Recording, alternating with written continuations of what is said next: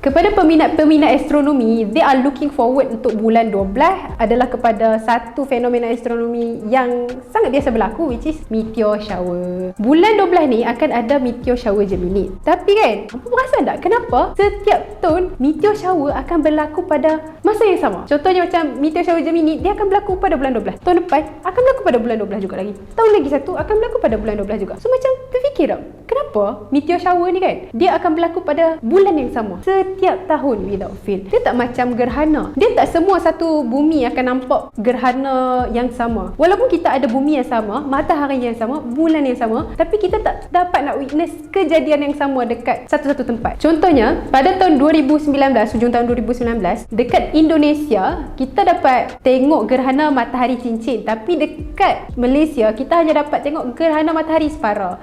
Which, macam why kan? Sedangkan benda sama je, objek angkasa yang sama. Tapi kan, meteor shower pula, tak kisah apa ada dekat mana, kalau tarikh itu berlaku, dia akan tetap dapat nampak. So macam mana benda ni sebenarnya boleh berlaku, ataupun apakah sains di sebaliknya? Kita tahu bumi ni dia mengorbit matahari, dan satu orbit penuh mengambil masa dalam 12 bulan, betul tak? Let's say lah kan, bumi ni dia akan mengorbit matahari pada bulan Januari, dia berada di titik A for example, dan dia pusing.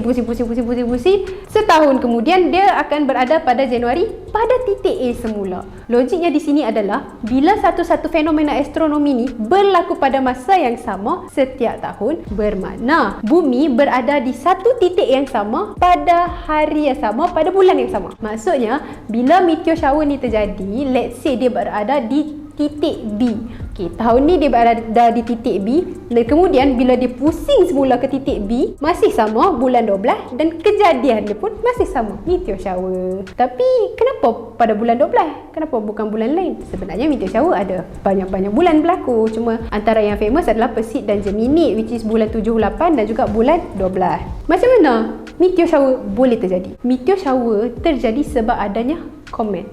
Atau meteor, pasal apa tiba-tiba main komet pula? Bukan bumi sahaja yang ada exist dia sendiri, komet pun ada exist dia sendiri. Dia pun berputar juga, dia pun mengelilingi juga. So bila exist komet dan exist bumi intercept, dia bertemu, maka berlakulah meteor shower. Tapi again, lagi sekali, macam mana? Bila komet dia lalu kan, dia akan meninggalkan dia punya sisa-sisa debris dia, sisa-sisa batuan-batuan kecil dia dekat laluan dia tu. So bila dia intercept dengan laluan bumi, adalah dia punya debris-debris tu bertemu dengan bumi. Tapi luckily, debu-debu ni ataupun debris-debris daripada komet ni, dia tak sebesar mana pun. Dia besar macam batu-batu kerikil je, macam orang kata pebbles macam tu. Sebab tu lah bila dia bertemu dengan bumi, tak adalah bumi ke bergegar ke, ada komet lalu langgar kita ke, apa dia ada momentum ke, tak adalah macam tu. Sebabnya batu yang kena dekat kita tu cuma batu kecil.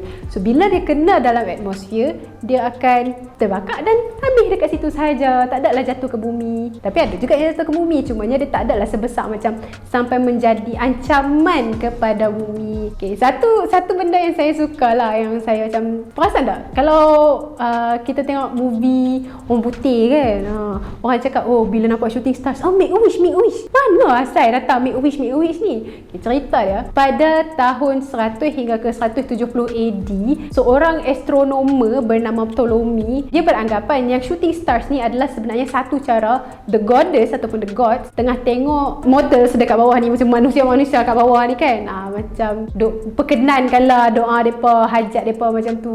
So sebab tu bila ada nampak shooting stars, mereka macam make a wish, sebab masa tu the goddess tu tengah nak memperkenankan doa lah macam tu. Dan benda ni kita dapat tengok sampailah, walaupun Greek goddess dia semua ni dah tak ada dah pun, dah bukan menjadi satu kepercayaan. Tapi unfortunately untuk meteor shower Gemini pada tahun ni, sama juga macam tahun lepas, kita akan ada sedikit gangguan daripada cahaya bulan. Sebab cahaya bulan masa tu agak terang, hampa boleh tengok, masih boleh tengok meteor shower, cuma yang betul-betul terang saja yang akan nampak. Yang tak apa nak terang, dia susah sikit lah nampak sebab kita ada gangguan cahaya daripada bulan. Okay?